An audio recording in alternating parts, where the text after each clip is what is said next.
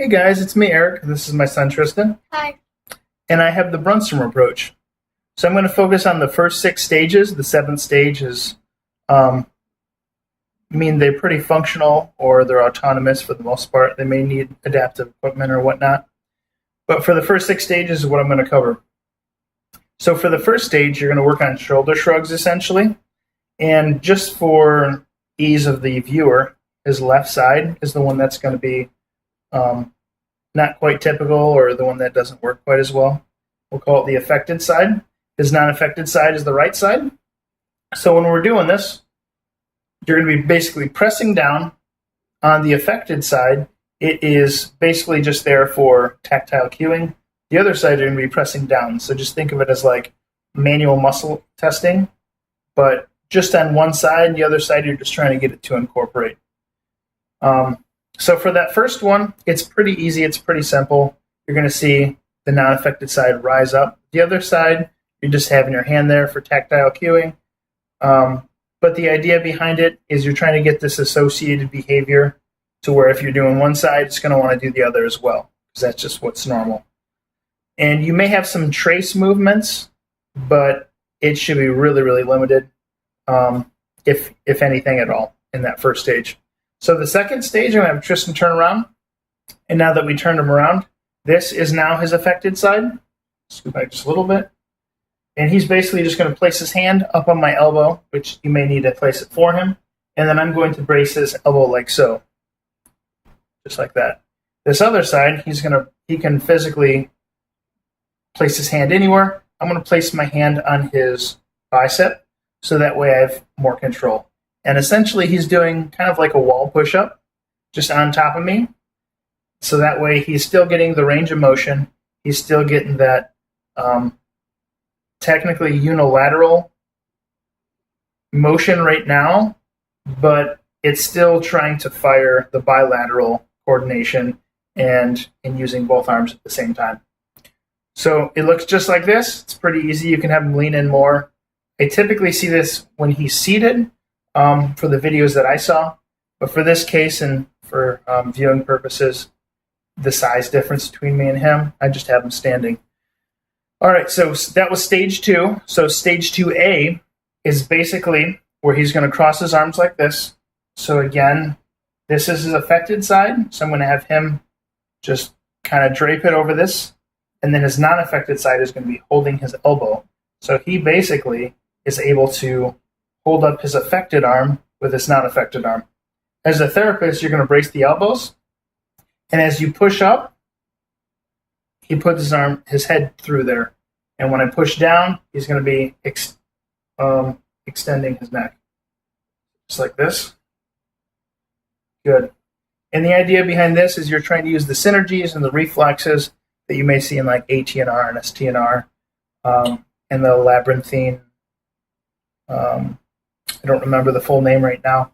But you're trying to use these reflexes and these synergies so that way they start integrating, because when you get a spinal cord injury, it's kind of like you're relearning these things. So just like the other one previous, where he has his arms wrapped up like this, the next one is stage 2B, and you're still going to grasp the elbows, and Tristan's going to look in one direction as I move his arms to the other. He's going to come to the neutral and then switch, just like so. And again, this is like all those reflexes where if you go to look to one side, they want to do extension and external rotation, or flexion, external rotation. So those are stage 2, stage 2A, stage 2B. Stage 3 is basically like a row, if you know what a row is. And the idea is we're going to cross hands, but I'm going to have my arms crossed at all times.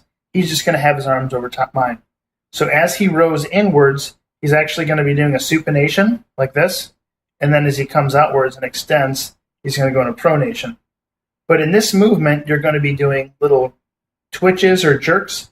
And the idea behind this is it's either going to cause relaxation or flexion or a contraction.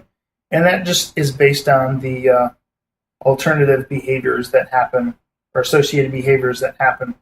So we're going to go ahead and demonstrate that. So a little twitch.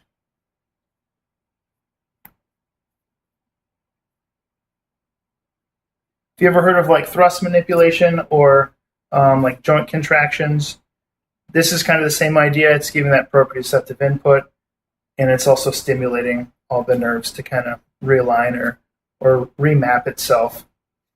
So that was stage 3. Stage 4 is pretty easy. This is when the client starts becoming more autonomous, and they have their gross motor down, and they're starting to get little traces of fine motor as well. So basically, he has his non-affected side. He's going to place it on his knee, and it's going to be like a slope position like this. And he's going to use his affected side to slide down it like this. And the idea behind this is it's natural, especially with hemiplegia, for them to have internal rotation, flexion of the elbow, and then flexion and ulnar deviation of the wrist.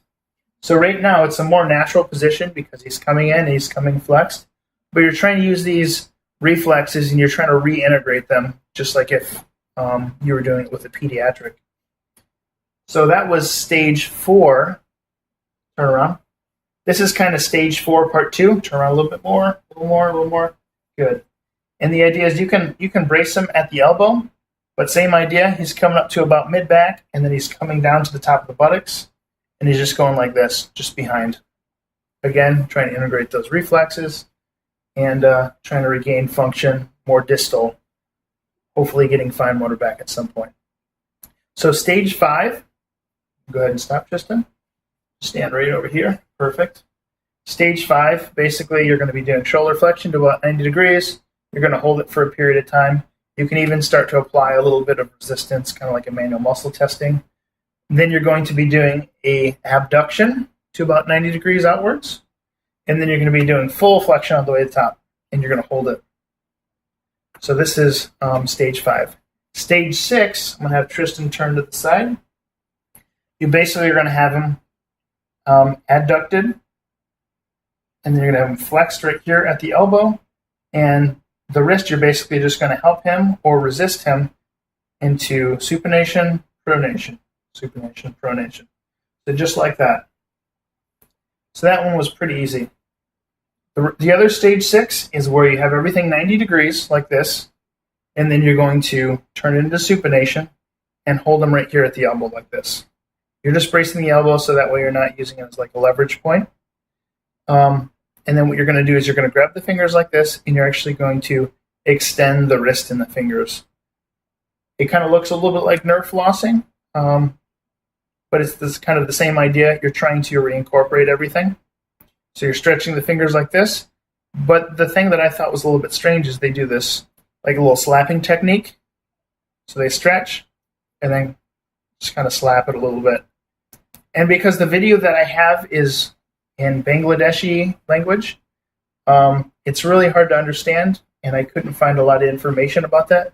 But I'm assuming it's a lot like the joint compression or the proprioceptive or the tactile input, and just kind of stimulates a reflex, just like the Babinski on the palmar part of the foot or the plantar part of the foot. I think it's kind of the same idea, just to stimulate that reflex, try to get more sensation to the arm or to the hand. But those are the 6 stages.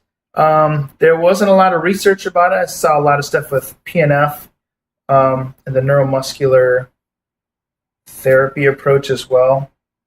So, but the Brunnstrom, there wasn't a whole lot of information, but hopefully this at least gives you a starting point and some good information. I also have that other video that's about 6.5 minutes long. It's all done, and they're speaking in Bangladeshi language. But basically it's the same movement, so you can also check that out as well. Thank you.